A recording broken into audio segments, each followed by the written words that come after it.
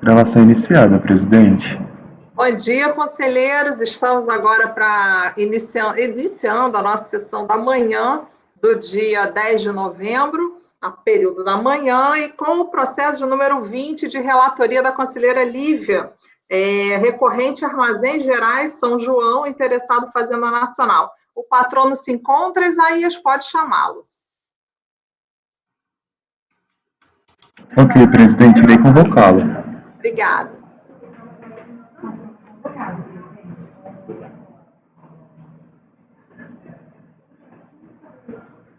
Item 20 da pauta, doutor Antônio Carlos.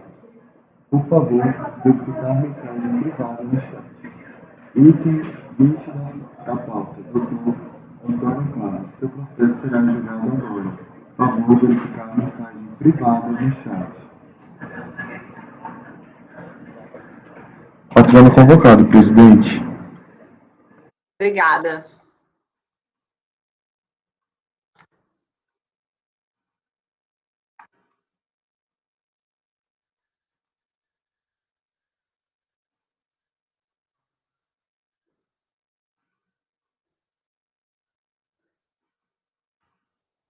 Bom dia, doutor.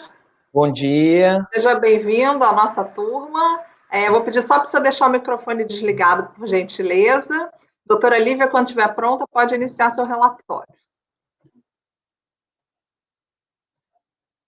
Temos o recurso do sujeito passivo, em face do acórdão 801.002.133, de 2014, lucro presumido, índice, industrialização, serviço.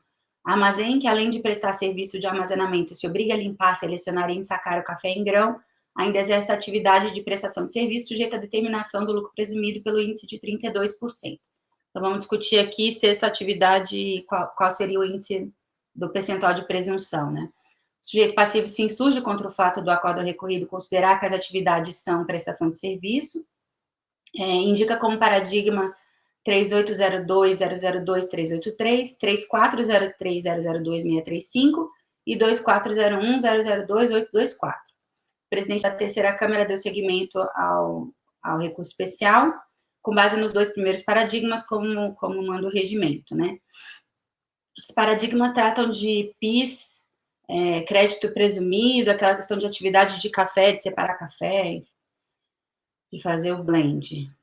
Transcrevo o trecho aqui do despacho de admissibilidade, que tem o corpo dos paradigmas, e trechos do paradigmas e emendas reproduzidas. A Fazenda questiona exclusivamente o mérito do recurso. É o relatório, presidente. Doutor, eu vou marcar seu tempo aqui no meu relógio, tá? Então, Tá, vou ok. iniciar, só fica à vontade. Tá ok. Vou pedir licença aos senhores e às senhoras para compartilhar a tela, tá ok? Ok.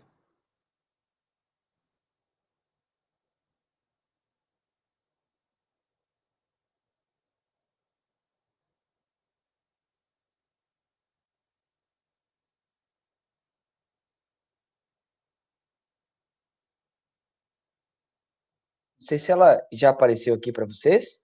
Não. Vou dar uma parada aqui no seu tempo, doutor, senão Desculpa. só pode ser prejudicado aqui. Tá, ok. Apareceu a apresentação agora? Não. Mas tá aparecendo a gente. Tá.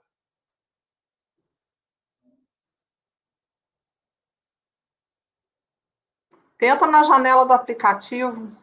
Compartilhe a sua tela, mas na sua tela você tem que estar vendo a apresentação. Porque acho que na sua tela você estava vendo a gente. Por isso compartilhou a tela e apareceu a gente. E agora? Não, ainda não. Não compartilhou.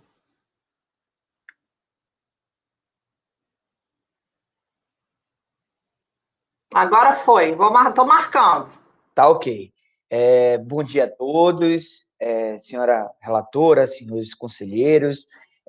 Como foi destacado pela relatora, o ponto central da discussão aqui é verificar qual o índice de presunção aplicável para fins de lucro presumido à recorrente. A recorrente entende que parte dos seus suas atividades está sujeita ao índice de 8%, porque entende que pratica industrialização por encomenda, ao passo que a fiscalização desclassificou esse percentual de 8% e entendeu que o correto seria 32%. Em suma, o que estará a discutir aqui é se, de fato, a atividade da recorrente é industrialização ou é prestação de serviço. E aí um ponto que deve ser chamado a atenção logo de início é que, na premissa do termo de verificação fiscal, a autoridade fiscal ela parte da premissa que beneficiamento de café não é industrialização.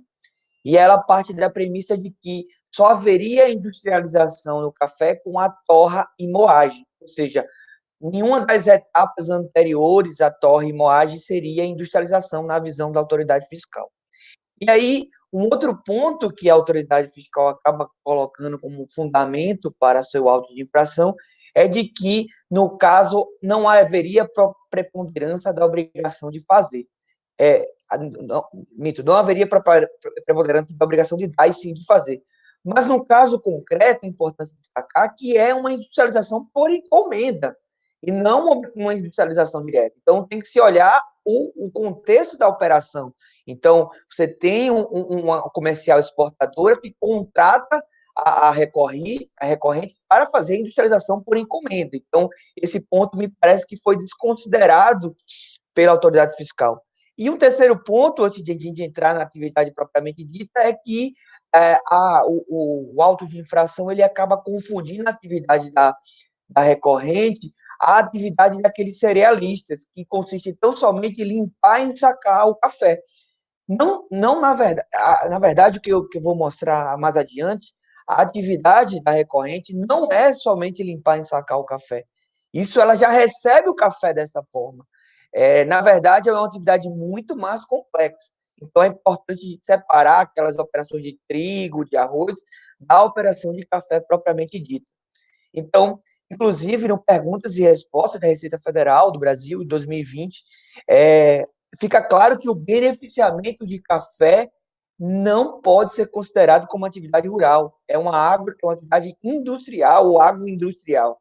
Inclusive, expressamente a Receita Federal dispõe isso nessas perguntas e respostas. E um outro detalhe que é importante é que o cliente da recorrente não é o produtor de café, não o produtor rural, mas sim comerciais exportadores que contratam a recorrente para fazer a industrialização por encomenda para fins de exportação ou venda no mercado interno. Então, outra premissa fática equivocada utilizada. Então, com base nessas considerações, é importante, na verdade, esclarecer aqui, isso também é retirado do acórdão recorrido, que na verdade, o café que entra é exatamente o café que entrou. Isso não é verdade. O café que entra, ele não é um café próprio para exportação ou para venda no mercado interno, é um café bruto. E o café que sai após o processo de industrialização, esse sim é um café próprio para venda e comercialização. Então, é importante, entende a recorrente, que seja analisada a operação, a atividade desenvolvida nesse processo de beneficiamento. E aí que iremos passar rapidamente essas etapas explicando a realidade fática dessa atividade. Então, se inicia essa etapa pelo recebimento do café bruto, como eu disse, impróprio para revenda e consumo. É um café que vem recém-saído da atividade rural, ele é adquirido pela comercial exportadora do produtor rural e a comercial exportadora contrata a recorrente para fazer esse processo de industrialização, que se inicia primeiramente com a retirada das impurezas por meio de um processo mecânico de ventilação. São máquinas que o café é processado para retirar a primeira etapa, impurezas. Na segunda etapa, é a etapa de classificação dos grãos. Nessa etapa, por meio de máquinas de processamento, o grão ele é separado por tamanho e por densidade. Como isso vai ser analisado, demonstrado mais adiante, essa questão do tamanho e densidade ela é fundamental para o mercado de café.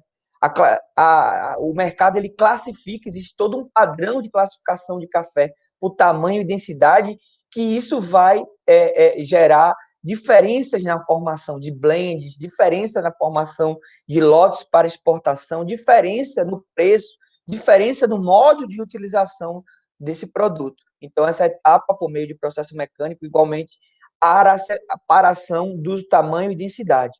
Uma terceira etapa, que é também igualmente efetuado por um processo mecânico, por meio de uma máquina, a máquina está projetada aí, o café ele é separado por cor de grãos, ou seja, você tem os grãos pretos, os grãos verdes, os grãos brancos, e ainda tem o resto de impurezas que nesse momento ele é retirado também, pedras e outras coisas. Então, a partir desse terceiro processamento, o café fica igualmente separado, segregado por cor, tipo, densidade e classificação. E aí, a partir dessa separação, inicia uma quarta etapa, que é a elaboração de lotes e blends. Ou seja, mistura-se os grãos para formar um blend ou separa-se lotes a depender do tipo do café e a utilização do café. Aqui eu estou mostrando algumas formas de lotes e blends. Na primeira figura é um lote de café branco destinado a máquinas de café expresso, que é normalmente vendido para Japão, Itália e Bélgica. Na segunda figura é um lote de café de menor densidade, que é normalmente vendido no mercado interno, no México e na Ásia.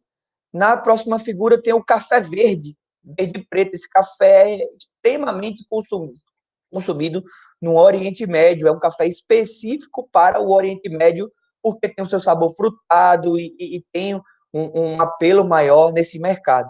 E, por fim, também se separa esses subprodutos da industrialização, que são impurezas, que são ensacados em separados e vendidos ou devolvidos para o contratante, para o encomendante, para a utilização como adubo.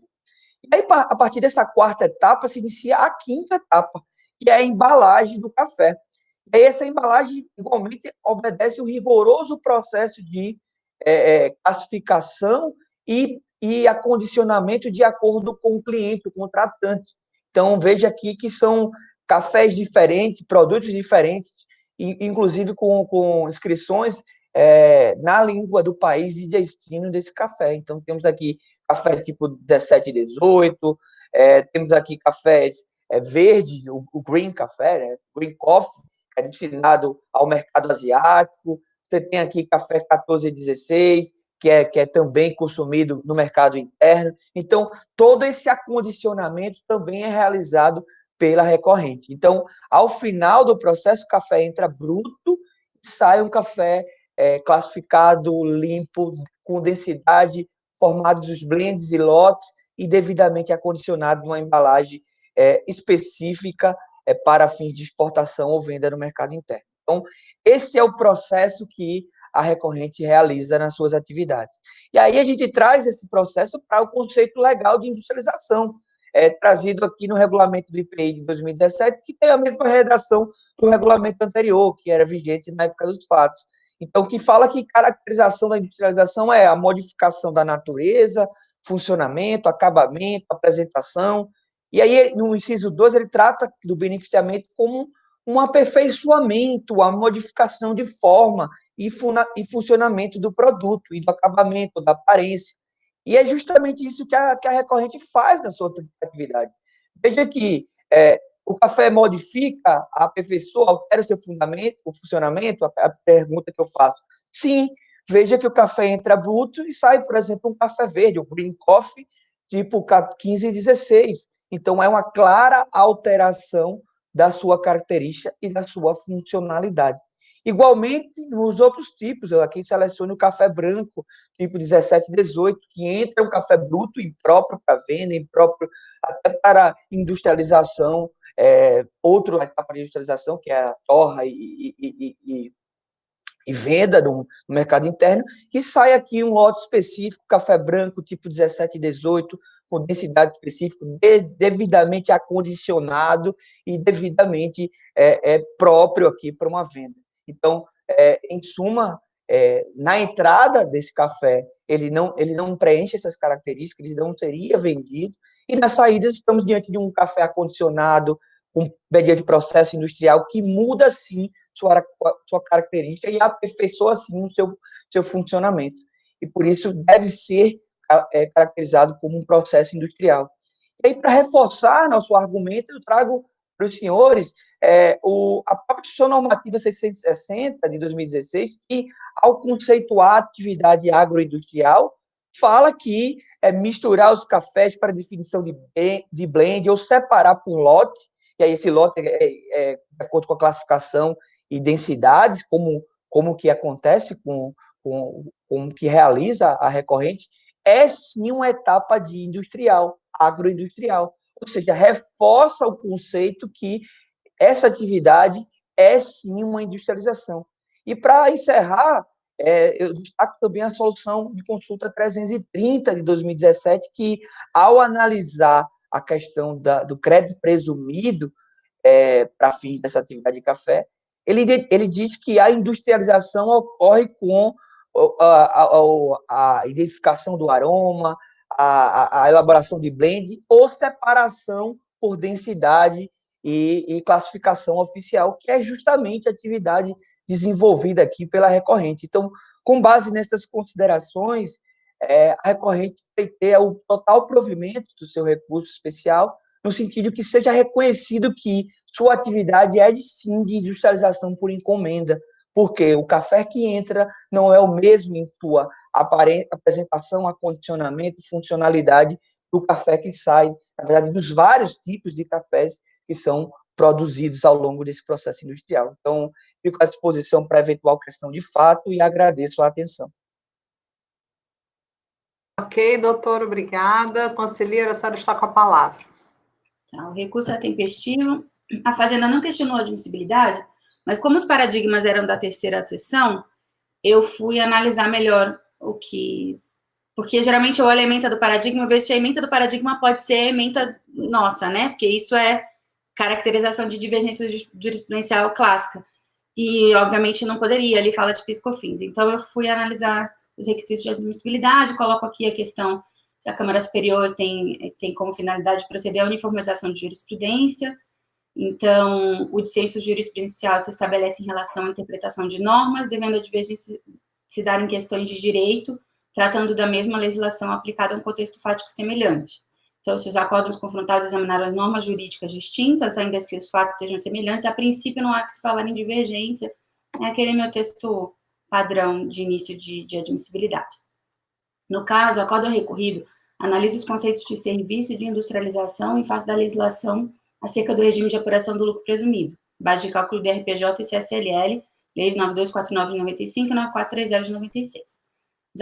Os acordos indicados como paradigma analisam os artigos 8º e 9º da Lei 10925 de 2004, que tratam especificamente da apuração de créditos e da suspensão das contribuições ao PIS e à COFINS. Assim, uma análise rasa, já é possível perceber que os precedentes recorridos e paradigmas tratam de legislações diversas.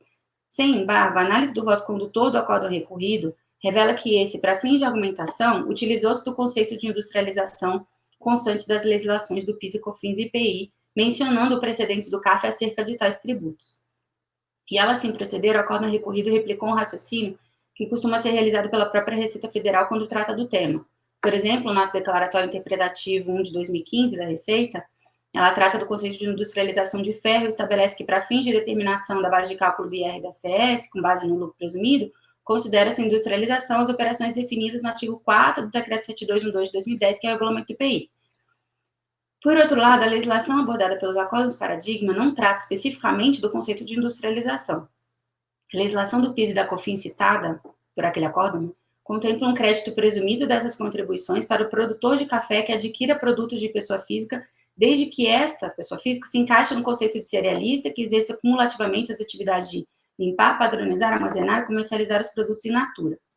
Ocorre que os paradigmas interpretam tal legislação como fazendo referência a uma atividade de industrialização, a ponto de o voto condutor do acórdão 3403.002.635, que é um dos paradigmas, né, assim observar a respeito do artigo 8º da 10925. Então, o paradigma acha que esse conceito é de industrialização. O CAPT refere o crédito aos produtores de mercadoria destinada a consumo humano ou animal. Parágrafo 6º define segmento cafeeiro, e quais atividades transformadoras exercidas sobre o fruto do café caracterizam industrialização ou produção para fins do CAPT.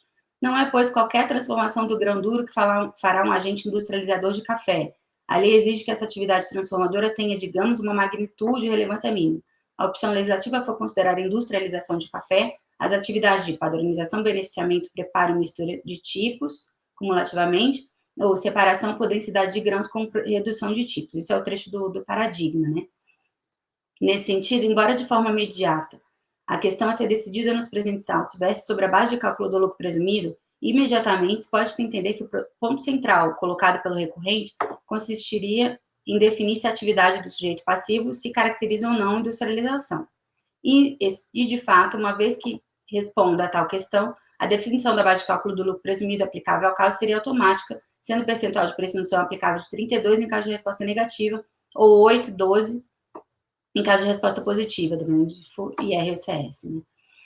Sobre esse prisma, isso é, colocando-se a questão central do recurso especial como sendo o conceito de industrialização de café, temos que, não obstante os acordos paradigmas não tratem da questão da base de cálculo do regime de lucro presumido, a princípio isso não seria óbvio que eles servissem de paradigma para o caso dos autos.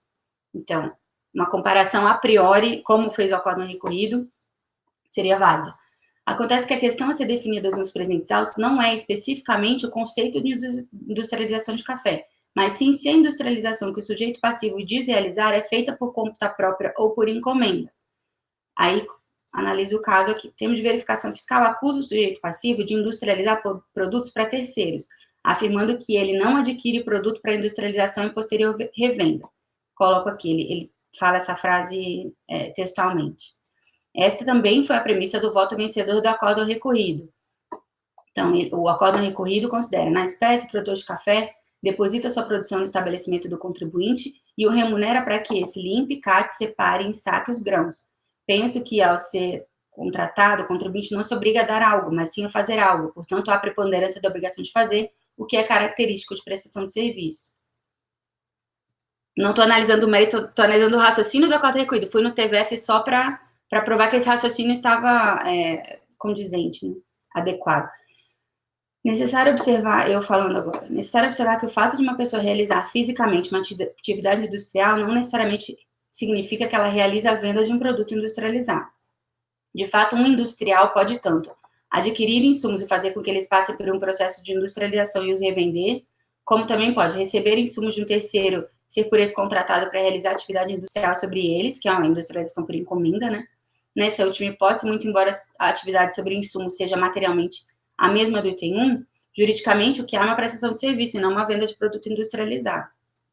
Assim, compreendo que a questão analisada pelos paradigmas, isso é, a definição sobre se a atividade de beneficiamento e rebeneficiamento de café é ou não industrialização, é secundária no caso dos autos, sendo a questão central aqui definir se o sujeito passivo em questão realizou a dita industrialização por conta própria ou se o fez por encomenda. Tal debate definitivamente é estranho aos paradigmas apresentados. Então, não basta dizer que ele faz industrialização. Ele aparentemente faz industrialização. A questão é se ele faz para ele ou se ele faz por encomenda. Isso, para fins de imposto de renda, faz toda a diferença. E para fins do PIS e COFINS, talvez não. Por isso, eu não consigo estabelecer uma comparatibilidade entre o que disseram os paradigmas e o que eu não consigo ver o que a turma dos paradigmas diria aqui. Porque aqui a questão a ser definida de fundo é um pouco mais profunda. Então, por isso, considero que, no caso, a recorrente não logrou êxito em comprovar a ocorrência do dissenso jurisprudencial e oriento meu voto para não conhecer do recurso. Ok. Conselheira Edelia? Sempre a conselheira Lívia é muito perspicaz. Eu, à primeira vista, também algo me incomodava aqui, e a partir da sua abordagem eu concluí que realmente os paradigmas, eles não analisam a atividade nenhum dos paradigmas se refere a alguém que exerce o beneficiamento intermediário, né, contratado para realizar. A gente tem, num paradigma, uma pessoa jurídica que beneficia e exporta, e no outro a pessoa física realizando essa atividade também, né? Então, nenhum dos paradigmas, nem mesmo sob a ótica da outra legislação, analisou a condição de algo semelhante a um armazém, algo que uma pessoa jurídica que é interposta na cadeia de atividade para prestar esse serviço, né? Distinguir-se em relação a ele, né? A essa pessoa jurídica nessa atividade, o que ela exerce é uma industrialização, uma prestação de serviço. Então, a gente não tem uma interpretação da legislação sob essa ótica apta, que permita a caracterização do dissídio. Acompanho a relatora. Ok. Conselheira Viviane. Eu acompanho a relatora como presidente, que eu não conhecia do recurso nesse termo. Ok. Conselheira Amélia, como vota? Eu fiquei com um pouco de dúvida, até porque o próprio voto vencedor do acórdão recorrido, ele traz um desses acórdãos que foi indicado como paradigma, né? Eu entendi o ponto da Lívia, que realmente as bases jurídicas são diferentes, mas não sei, talvez eu conheceria por conta do acórdão recorrido e ter mencionado esse acórdão paradigma. Pode falar, doutora Lívia. Por isso que eu tratei. Em tese, dá para comparar situações, como a Edeli mencionou. Se os paradigmas estivessem tratando talvez de um armazém geral também, talvez a gente conseguiria aqui colocar. Então, não coloco em tese, por ser legislação diferente, eu já não descarto. Agora, analisando os paradigmas, eu vejo que eles não respondem o que o contribuinte quer aqui, porque eles não tratam exatamente da situação peculiar dele de ser um intermediário da cadeia, de ser uma pessoa que recebe o café, faz uma atividade e é remunerado para fazer essa atividade e retornar. Então, por isso que na prática mesmo, a questão aqui não é o caso. Talvez se fosse um precedente de armazém e que tivesse aplicado a legislação de PIS/COFINS, a gente conseguiria aplicar o raciocínio aqui, mas no caso, eu considero que não. Por isso que eu faço essa menção. O acordo recolhido fez essa menção, realmente, em tese, é possível, só que se você olhar a análise, o que a legislação do acordo recorrido diz, ela não trata do conceito. Então, isso induziu o contribuinte, o recorrente em erro, talvez, de trazer o paradigma, um precedente citado pelo acórdão, né? Mas não consigo estabelecer comparação. Mas só para te esclarecer, porque eu considerei isso no meu raciocínio. Ok. Conselheira Amélia? Eu vou manter a divergência. Ok. Conselheira Amélia conhece do recurso. Vamos então fazer uma rodada de conhecimento. Conselheiro Fernando, como vota? Presidente, eu também fiquei com bastante dúvida mesmo, e essa consideração da conselheira Amélia agora, sobre o recorrido citar, inclusive, um desses precedentes, acabou me causando ainda uma situação de mais desconforto em não conhecer do recurso. Então, eu vou votar com a divergência por conhecer do recurso especial. Ok. Conselheiro Tozelli? Realmente estamos bem no limbo aqui, porque não basta também, a Lívia me convenceu bem que você não basta entrar no mérito se o beneficiamento do café é ou não atividade industrial. Isso acho que não tem dúvida. A questão é esse beneficiamento para fins da legislação do lucro presumido. Qual que é o impacto? É o serviço ou é a revenda via industrialização? E aqui, para mim, que está o pulo do gato embora seja a situação fática comparável, que muitas vezes a gente breca o recurso por não ter essa comparação, aqui ela é comparável, mas não para fins da legislação que ora se discute, que é a aplicação ou não do presumido. Então, nesse sentido, parabenizo o voto, porque realmente, primeiro lance de olhar aqui, me parecia até um assunto mais fácil, mas realmente você conduziu muito bem e eu acho que você foi muito feliz em afastar, não pela comparabilidade da situação, e sim pela ausência de dissídio da interpretação da legislação que não está aqui diante de análise. Então, nesse sentido, parabenizo o voto e acompanho o relator. Ok. Conselheiro Caio? Como o Tozelli bem disse, eu também acho que está muito bem construído o voto da Lívia, e eu acho que realmente fica muito claro aqui que o paradigma não trouxe o 67 do Ricardo fala de divergência sobre a legislação tributária. A legislação que os acórdãos versaram foi diversa, ok? Então, a legislação do recorrido, a legislação de imposto de renda, lucro presumido, e do paradigma para outros fins, a incidência de outros tributos. Ainda que eles possam se encontrar num debate, eles passem pela questão da industrialização, não existe aqui o dissídio jurisprudencial sobre a mesma legislação. Não obstante a matéria seja muito interessante, eu esteja com vontade de julgá-la, não vou conhecer também, acompanhar a relatora. Ok, eu também acompanho a relatora, então ficou negado o conhecimento por maioria, vencidos os conselheiros Amélia e Fernando, que davam conhecimento. Ok, doutor? Foi uma honra recebê-lo, até a próxima. Até a próxima, tchau, tchau. Tchau, tchau. Isaías, o número 25 já se encontra, o patrono? Sim, Igual presidente. processo. Relatoria do conselheiro Caio, item 25 da pauta, recorrente Fazenda Nacional, interessado Rede Energia. Então, por favor, Isaías, pode chamar o patrono. Ok, presidente, fica à vontade. Obrigada.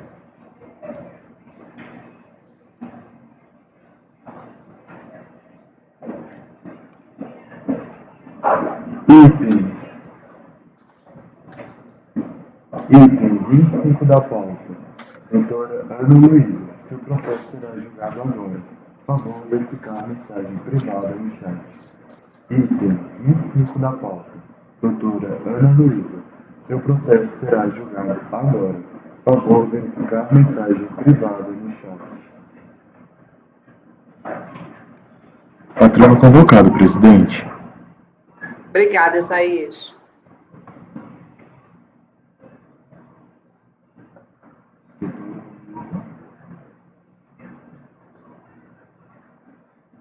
Doutora, bom dia, seja bem-vinda à nossa turma, nossa sessão. Vou pedir para a senhora deixar o microfone desligado, por gentileza. Doutor Caio, então, quando estiver pronto, pode começar, ok? Obrigado, presidente.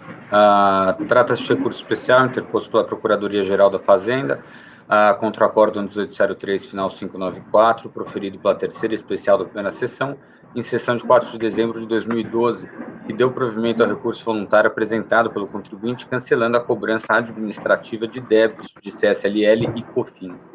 Com a ementa para esclarecer o tema, em resumo, a contenda tem como objeto cobrança administrativa de débitos de CS e COFINS dos anos calendários de 1995 e 1996, exigidos desde o despacho decisório de folhas 19598, no qual se entendeu que a contribuinte não faria jus aos benefícios da anistia prevista no artigo 17 da Lei 9779 de 99, pois teria liquidado apenas parte dos débitos tributários envolvidos na discussão judicial do mandado de segurança, início 95, e da medida cautelar também, início 95. Melhor esclarecendo, com a instituição da anistia introduzida pela Lei 9779, a contribuinte aderiu a tal benefício, que permitia, então, a liquidação de débitos subjúdice dentro da condição, se você entrou com uma ação e houve uma declaração pelo juízo singular daquela ação, né, pelo controle difuso, de inconstitucionalidade, depois o STF veio e no controle concentrado declarou constitucional, essa lei determinou que você poderia liquidar os débitos abarcados na ação sem a exigência de multa e juros. Então, trata-se de uma anistia. Então, o contribuinte, em face disso, tendo essas duas ações no qual ocorreu essa hipótese, ela aderiu ao benefício, mas ela apenas pagou, por meio de DARF, os débitos que não tinham sido depositados. Durante um certo tempo na ação havia liminar, ok? E esses débitos que foram não recolhidos por conta liminar, exatamente a contribuinte foi lá e pagou. Os demais, ela fez conversão em renda da União, inclusive dentro de outros benefícios.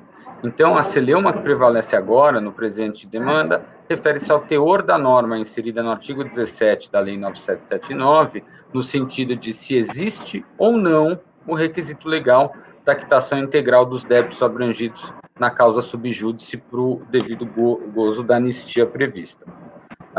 O contribuinte defende essa questão da possibilidade de fazer apenas a adesão parcial, A DRJ nega provimento à manifestação de conformidade, ratificando o entendimento da unidade local que existe o requisito da quitação integral. O contribuinte se insurge por meio de recurso voluntário e é proferida a decisão, ora recorrida, de que assiste razão a contribuinte no sentido de ser assegurada a fruição da anistia mesmo diante da quitação apenas parcial dos débitos subjúdice na ação. Intimada, a Fazenda não apresentou embargos, interpôs diretamente o especial, demonstra a divergência sobre o tema e requer exatamente a manutenção dessa cobrança administrativa desse diferencial dos débitos, que na verdade é a imputação proporcional da multa e juros. A processado especial teve seu prosseguimento pelo despacho de folhas 49597, entendendo que havia sim o dissídio jurisprudencial com singular paradigma. Identificada, a contribuinte apresenta contrarrazões, mas não questiona o conhecimento do apelo da Fazenda, apenas se defende no mérito, defendendo a manutenção. Inicialmente, o processo foi distribuído para a terceira sessão, que declinou competência para esta turma. Presidente, ao relatório. Ok, doutora, vou marcar seu tempo aqui e vou iniciar, tá? Ok? Vamos lá, pode começar. Senhores conselheiros, bom dia. O caso é simples, já bem relatado pelo conselheiro relator, então eu serei breve para pontuar justamente o que o contribuinte entende relevante para o deslinde do caso. Originalmente, ajuizou 2 medidas judiciais, que no primeiro momento tiveram decisões liminares proferidas e suspenderam a exigibilidade dos débitos que eram objeto daquelas discussões. No entanto, diante da cassação das referidas decisões, o contribuinte passou a efetuar depósitos judiciais em ambos os processos. Ou seja, a primeira leva dos fatos geradores abarcados pelas medidas judiciais acabaram ficando em aberto, quando a liminar foi cassada, enquanto que a segunda leva desses débitos estavam com exigibilidade suspensa por conta desses depósitos judiciais. Contextualizando, a época da edição da anistia prevista na Lei 9779, o STF julgou diversos temas tributários para reconhecer a constitucionalidade de algumas normas, curiosamente como esse ano. Assim, com o intuito de garantir a arrecadação dos contribuintes que questionaram essas matérias perante o Judiciário, a União Federal instituiu a referida anistia, oportunidade que os contribuintes recolheriam os tributos sem a incidência de multa e juros. O contribuinte, por sua vez, se aproveitou dessa benesse e pagou um DARF correspondente aos débitos em aberto, isto é, parcela dos valores vencidos na vigência daquelas liminares, que foram oportunamente cassadas, mas que não foram objeto de depósito judicial. Qual não foi a sua surpresa quando a presente anistia foi indeferida pelo fisco, houve a imputação proporcional e a cobrança da diferença desses débitos. Conforme a decisão de indeferimento do presente requerimento administrativo, a Receita Federal pretendia que o contribuinte efetuasse o pagamento de todos os débitos que estavam abarcados na discussão judicial, inclusive aqueles que estavam com exigibilidade suspensa por depósito, o que não é nem um pouco razoável, que o contribuinte estaria efetuando o pagamento de débitos em duplicidade, uma vez via o DARF na anistia e outra vez via conversão de depósito em renda. Acertadamente, o acórdão recorrido concluiu que o requisito para se aproveitar da referida anistia era somente que os débitos fossem objeto de discussão judicial, mas não que a totalidade dos fatos geradores tratados nas medidas judiciais deveriam ser quitados dessa forma específica. Nada mais absurdo do que esperar que o contribuinte efetuasse um pagamento em espécie de valores já amparados por depósitos judiciais. O próprio acórdão recorrido, ele confirma que não há prejuízo decorrente da oportuna conversão em renda dos débitos que não estariam abrangidos pelo pagamento da anistia, uma vez que não há afluência de multa e juros. Lembre-se que desde 1998 os depósitos judiciais eles são imediatamente repassados pela Caixa ao Tesouro Nacional, conforme a Lei 9703. Pois bem, é justamente isso que o acórdão recorrido traz. Se os senhores me permitem, eu vou ler 2 parágrafos que está na página 457, que trata disso. Por outro lado, não parece tão pouco razoável pretender que débitos cuja exigibilidade esteja suspensa por depósito sejam um entrave para o reconhecimento da anistia em relação aos débitos que foram efetivamente extintos por pagamento. Ou seja, qualquer prejuízo que possa eventualmente advir em relação aos valores depositados, o que é um absurdo, pois não há afluência de multa e juros, seria apenas em relação a esses valores, e não para os débitos extintos em virtude do pagamento. Perfeito! O que o acórdão fala é exatamente que o ânimo do legislador foi premiar o contribuinte que buscou amparo no judiciário antes da ocorrência do fato gerador. Assim, o que não poderia ocorrer era o pagamento via anistia de fatos geradores que não eram objeto de nenhuma medida judicial. Pois bem, por que eu estou falando do depósito? Porque ele é importante para a própria admissibilidade do recurso. O cenário em que os débitos não abrangidos pela anistia estão abarcados por depósitos judiciais e devidamente suspensos é tão relevante que o acórdão paradigma ele não se presta para demonstrar o entendimento divergente da legislação. E isso pode ser amplamente reconhecido de ofício por esse colegiado. E aí, eu vou demonstrar a divergência. O acórdão apresentado como paradigma no recurso fazendário, ele trata, sim, de débitos que eles eram objeto de discussão judicial, mas que a totalidade desses débitos estavam em aberto. Aí, uma parte desses débitos foi pago via anistia, via DARF, enquanto que a outra parte, que também estava em aberto, foi pago via compensação tributária. Por outro lado, como que é o caso do contribuinte? Todos os débitos são objeto, sim, de discussão judicial, porém uma parte ele já está com exigibilidade suspensa por conta de depósito, que o contribuinte já efetuou o pagamento via depósito. E aí, somente foi incluído na presente anistia a parte dos débitos que estavam de fato em aberto.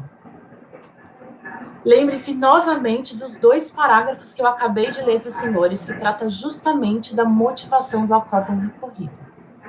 Vamos lá. Ultrapassada a questão da admissibilidade, vamos ao mérito. Supostamente embasaria o indeferimento do presente pedido administrativo com a interpretação dada ao parágrafo 6º do artigo 17, que fala o seguinte: o pagamento nas condições deste artigo poderá ser parcial, referente apenas a determinado objeto da ação judicial, quando esta envolver mais de um objeto. Primeiramente, o que ocorre é que a inclusão desse dispositivo no ordenamento jurídico se deu com a edição da MP 1858, frise-se após o pagamento do DARF da presente anistia. Ainda assim, se superássemos o fato de que tal dispositivo sequer estava vigente à época que o contribuinte concluiu sua adesão, a jurisprudência do tribunal é no sentido de que cada fato gerador deve ser considerado um objeto distinto, hipótese em que o parágrafo 6º contempla o pagamento parcial. Do exposto, requer-se que o presente recurso especial não seja conhecido, tendo em vista que o acórdão paradigma trata de situação fática diversa do presente caso. Contudo, caso esse não seja o entendimento do colegiado, requer seja negado o provimento ao recurso, uma vez que não há qualquer dispositivo legal que limite, condicione ou restrinja a anistia ao pagamento dos débitos fiscais relativos a todo o período abrangido na ação judicial. Lembrando apenas que esse tribunal já se manifestou diversas vezes de forma favorável ao contribuinte sobre esse tema, como se vê dos acórdãos 9202, 002, 385 e o 3301, 322, trazidos apenas a título exemplificativo. Muito obrigada, fico à disposição. Ok, doutora, obrigada. Conselheiro, o senhor está com a palavra, conselheiro Caio. Obrigado, presidente. Bom, reitera-se a tempestividade do recurso especial da Fazenda Nacional, conforme atestado no despacho decisório, considerando a data de sua interposição, processamento pelo artigo 67, nos termos da portaria 256/2009 e alterações. Como relatado, a contribuinte apresenta contrarrazões, mas nada questiona sobre o conhecimento do apelo fazendário, ainda que o tenha feito aqui em sustentação oral, mas da mesma forma já estava pronto o voto, e de qualquer jeito, considerando tal silêncio, uma simples análise do acórdão 203737, trazido como único paradigma para a matéria questionada, referente à necessidade legal, pagamento integral da exação discutida na ação judicial para o gozo da anistia, já basta para constatar similitude fática necessária e a notória presença de divergência sobre o entendimento estampado no acórdão 1803/594. Arrimado também na hipótese do parágrafo 1º do artigo 50 do 9784, eu voto por conhecer do apelo fazendário. Senhores, como a patrona trouxe em sustentação oral, deixo muito claro que a divergência ela é claríssima. E ainda que decidiu se abordar muito de outras leis, o depósito, o efeito, a matéria específica, ela é puramente a interpretação do artigo 17 da 9779, que era vigente na época do pagamento. Ali estava, se pode extrair dali a obrigação legal de uma quitação integral de todos os débitos abrangidos na ação, ou o contribuinte, por N motivos, aí está depositado ou não está, poderia só selecionar ou alguns direcionar a esse pagamento por DARF e os outros fazer a conversão de depósito como aconteceu. Então, a matéria é essa. Então, presidente, eu estou conhecendo o recurso fazendário por notória divergência. Uma vez conhecido do especial da Fazenda Nacional, passa-se a apreciação da matéria, qual seja, abre aspas, a exigência do pagamento integral para fins da fruição da anistia prevista no artigo 17 da Lei 9779 de 99. Antes de tudo, então, confira-se a redação da norma sobre apreço. Então, eu trago para os senhores e senhoras aqui a redação do artigo 17 que a gente vai tratar. A recorrente Fazenda Nacional defende que, abre aspas, cabe ao aplicador do direito interpretar literalmente a legislação que concede anistia. Como dito, as razões da lei são evidentes, como se trata de exceção, não pode o intérprete aplicá-la sob pena de desvirtuar a própria regra do sistema, é dizer que a interpretação da norma, em hipóteses como a que se encontra em análise, deve ser literal, não extensiva, proibindo-se, via de consequência, a utilização de métodos de integração legislativa e por aí vai. Fazenda, por fim, afirma que, abre aspas, a ratio legis não é autorizar indiscriminadamente a quitação de débitos pendentes, mas exclusivamente débitos que se enquadrem nos requisitos previstos na hipótese legal, dentre os quais o pagamento integral do tributo. Eventuais tributos não pagos nos termos ali previstos deveriam seguir a sistemática tradicional e por aí vai. A seu turno, a recorrida defende nas suas contrarrazões que o dispositivo tinha por objetivo possibilitar os contribuintes quitassem os débitos tributários isentos de multa e juros, em face de decisões judiciais que foram revertidas pelo entendimento do STF, ou seja, a norma em nenhum momento trouxe o pagamento da integralidade do tributo da ação judicial como requisito da anistia, até porque poderiam ocorrer em situações onde apenas parte das ações é alcançada pela decisão proferida pelo Supremo e outras não.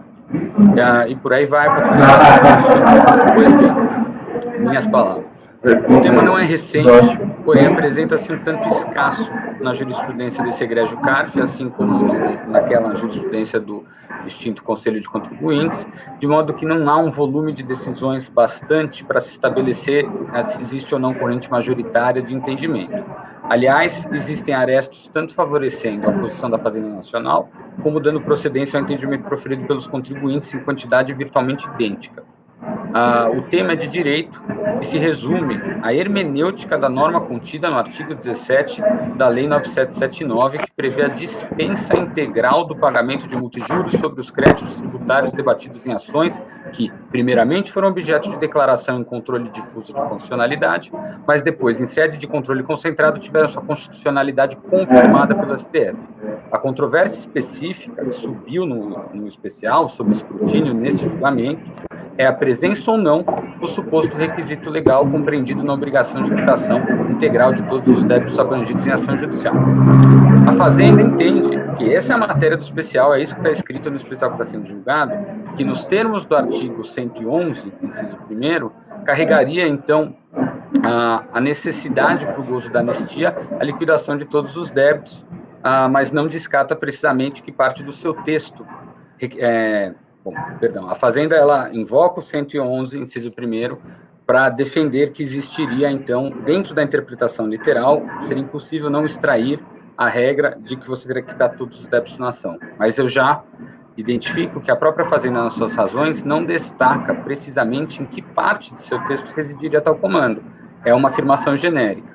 Analisando a redação do dispositivo, temos que o legislador concede a faculdade aos contribuintes de efetuar, abre aspas, o pagamento isento de multa e juros de mora da exação alcançada pela decisão declaratória, cujo fato gerador tenha ocorrido posteriormente à data de publicação do precedente do Supremo.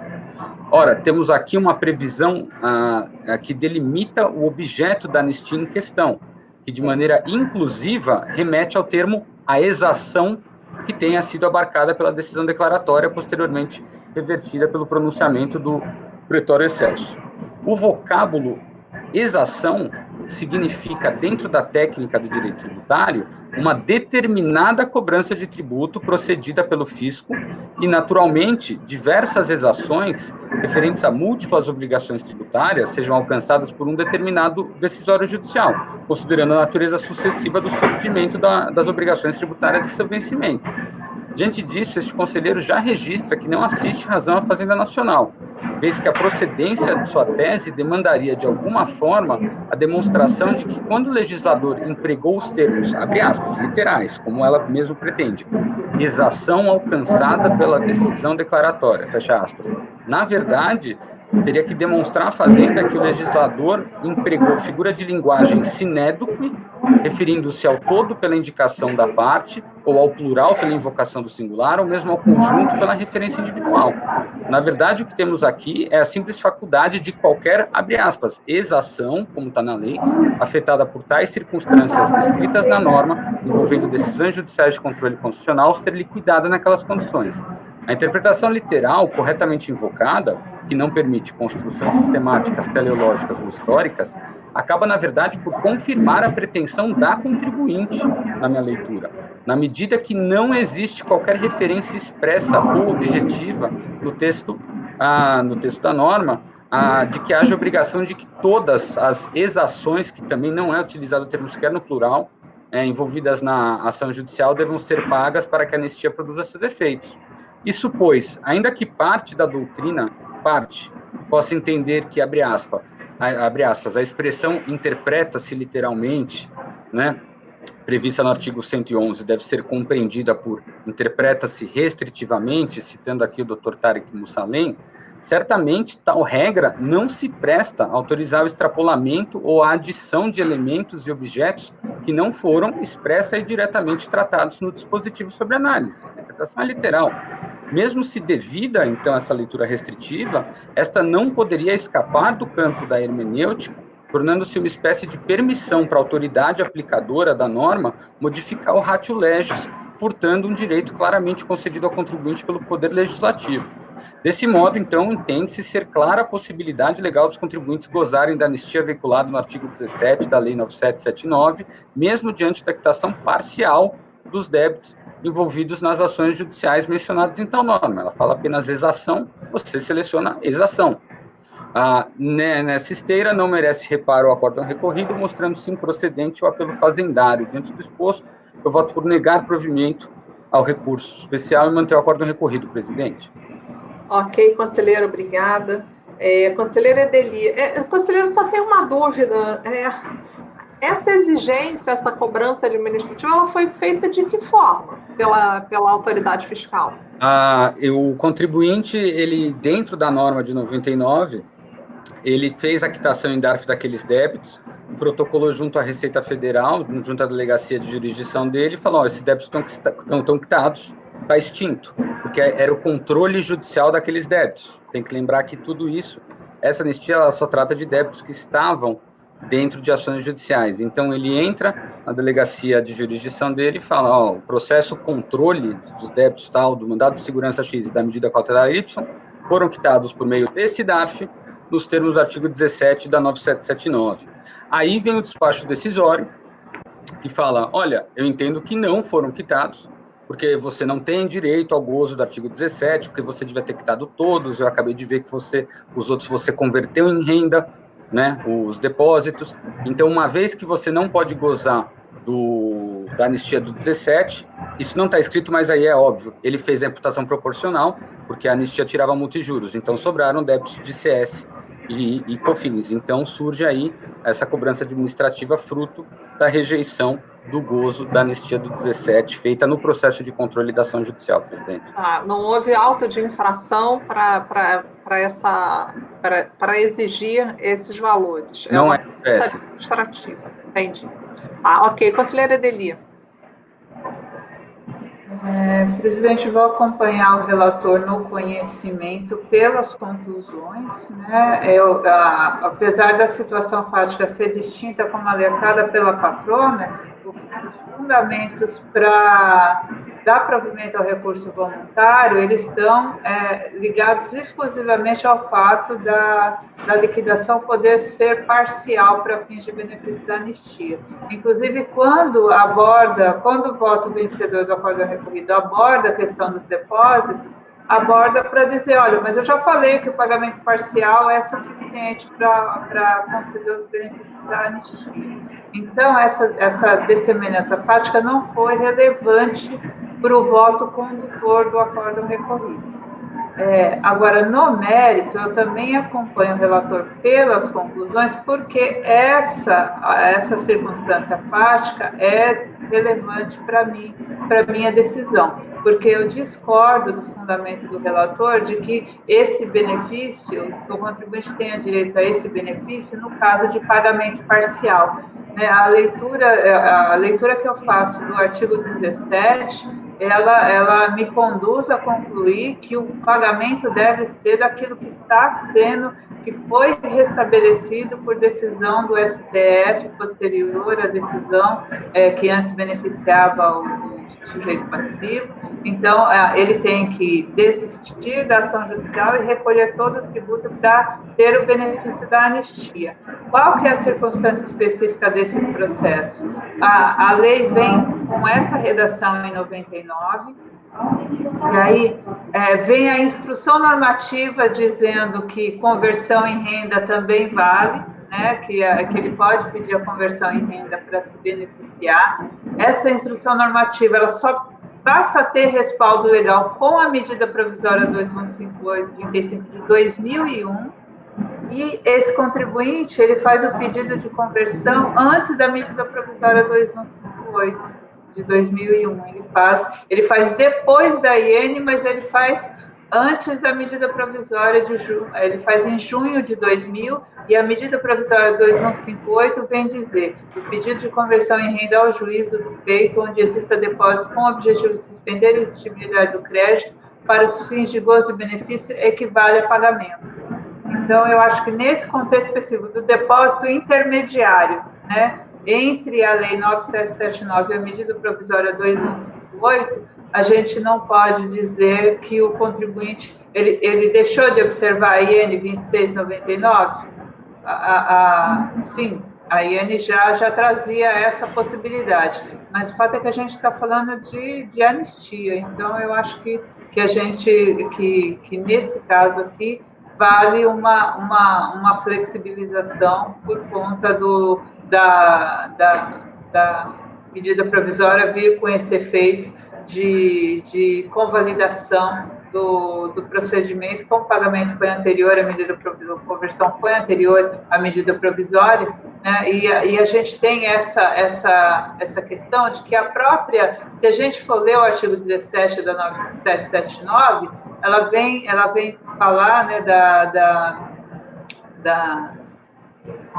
de exação, de obrigação de pagamento da exação que foi considerada devida, e os depósitos existem nesse momento, né? Então, como dizer que esse contribuinte ele tinha que pagar, que esse pagamento é parcial porque os depósitos existiam? Era uma situação intermediária, confusa, dúbia. O contribuinte pede a conversão, né? Se ele tivesse pedido o levantamento, talvez a minha resposta fosse outra, mas ele pede a conversão em 2000, uma situação ainda transitória, relativamente indefinida, trazida apenas na IN, convalidada só em 2001 pela medida provisória, né? Então, eu vou entender, nesse caso específico, acompanhando o relator pelas conclusões, que ele tem direito a isso. Ok, conselheira Lívia. Eu vou fazer declaração de voto, o Caio pediu a palavra. Caio, por favor. Eu vou fazer... Não, Edelio, eu só queria esclarecer, porque na sua fala parece que você entendeu que eu entendi que outros débitos que não os abarcados na ação poderiam também ser objetos ou não. A minha posição é muito simples. Primeiro, eu levei em consideração qual era a matéria sobre julgamento, por isso que eu não quis entrar na MP, porque a MP ela vem posteriormente aos fatos aqui sobre julgamento. O pagamento do contribuinte foi feito na égide do artigo 17, e foi isso. Então, é em cima dele que eu acho que a gente se debruça. Realmente, qual é o meu entendimento? É que o contribuinte, como eu disse desde o início, independentemente do destino dos outros débitos, obviamente, todos têm que estar abarcados na situação de decisão de inconstitucionalidade concentrada e reversão, no difuso e reversão no concentrada, mas não necessariamente ele precisa quitar por DARF todos. Eu acho que é muito simples assim. Aí eu acho que, então era só para fazer esse esclarecimento, que eu não entendo, é tudo requisito para mim, eu só não exijo, porque eu acho que na verdade a gente está convergindo bastante em algumas situações, mas tudo bem. Eu não entendi qual é o seu ponto exatamente de discordância. Doutora Edeli, por favor. Vou esclarecer. Vou lhe perguntar e aí a gente vai esclarecer isso. Se o contribuinte, se houvesse um débito não depositado judicialmente, ele esquecesse de fazer o pagamento de um determinado fato gerador que estaria alcançado pela reversão de entendimento pelo STF, você entende que os outros fatos geradores que ele pagou teriam o benefício da anistia e só esse que ele não pagou não teria o benefício da anistia? Aparente, se eu entendi o que você colocou, eu entendo que sim. Então, eu entendo que não. Eu entendo que ele perde o direito da anistia para todos os débitos se ele faz um pagamento parcial não alcançando um fato gerador que não estava depositado judicialmente e que foi restabelecido por conta da decisão judicial. Então, na leitura do seu voto, eu fui extraindo isso e disso eu divirjo. Eu acho que o pagamento tem que ser integral para ele ter o benefício da anistia.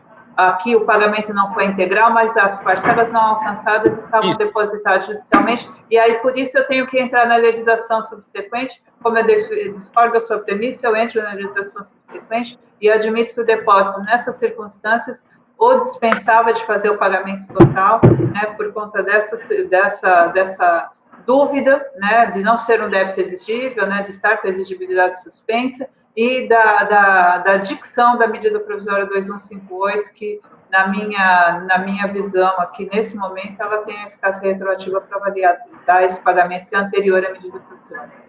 Ok, podemos continuar. Conselheira Lívia, como vota? Também me incomodou o fato de o paradigma tratar de compensação, porque a compensação tem um efeito de extinguir o crédito tributário sob condição resolutória, depósito é outro bicho que está lá no 51 do CTN, não está no 56, então são outras coisas, mas, de fato, essencialmente, o paradigma considerou que o pagamento não pode ser parcial e o recorrido considerou que sim, então, nessa parte, especificamente por isso, eu consigo conhecer, então, por isso, acompanho a Deli pelas conclusões, que foi exatamente isso que ela falou, né? No mérito, também pelas conclusões, porque a anistia, eu entendo que a anistia é para acabar com o litígio, então não faz sentido você deixar o contribuinte ficar questionando uma perninha de um assunto. Por isso que eu acompanho a Edeli no sentido de que tem que pagar tudo. Tem que pagar tudo, porque eu entendo que a razão de ser de uma lei de anistia eu quero acabar com a discussão sobre esse tipo de tema. Então, eu não posso deixar o contribuinte discutir um mês do fato gerador, entendeu? Ele tem que colocar tudo que ele tem sobre esse tema disputado na anistia, meu entendimento pessoal. Então, por isso, divido nas conclusões, porque no caso dos autos, exatamente o que ele disse, né? Essa questão de a instrução normativa ter vindo sem base em lei, depois ter sido convalidada, e o caso do contribuinte ter sido um depósito que ele entende, assim, estava confrontado, é uma questão, por isso até que eu não consigo ver a divergência com paradigma nessa questão específica que resolve aqui o litígio, que no caso não resolveu lá, mas enfim. Então, acompanho no mérito também pelas conclusões, exatamente as conclusões dele, como ela vai apresentar a declaração de voto, já acompanho. Conselheiro Caio, pode falar. Lívia, eu vou repetir, eu não parto da premissa que ele vai continuar discutindo isso judicialmente. Eu só falei dele não pagar, porque, para começar, a gente está num cenário que, para acontecer a hipótese do 17, o Supremo vai declarar erga omnes constitucional a cobrança. A minha premissa é o contribuinte, como eu já falei, qualquer razão, ele deixa de pôr naquele DARF aquele débito, mas eu estou presumindo, como eu pus muito bem no meu voto, atendido toda aquela hipótese que fala que houve a reversão e não sei o quê, mas ele deixa de incluir determinada exação A ou B, por isso que, na minha visão, é contraproducente a gente querer elencar todos os motivos de por que ele não... Mas para ele gozar do 17, já está na premissa que a ação não vai continuar. Então, não é que eu estou dando para o contribuinte, não é que, no meu entendimento, ele pode desistir parcialmente. Cuidado, porque desistir da ação não aparece em nenhum lugar do despacho decisório, nem na decisão da DRJ, nem no acórdão voluntário, nem no especial, nem no meu voto. A gente não está falando de desistir ou não da ação, está falando de o que foi incluso no débito de pagamento à vista e o que não foi, ok? Então, é isso que eu estou preocupado, que eu acho que não ficou claro para mim, entendeu? Conselheira Edeli, pode falar.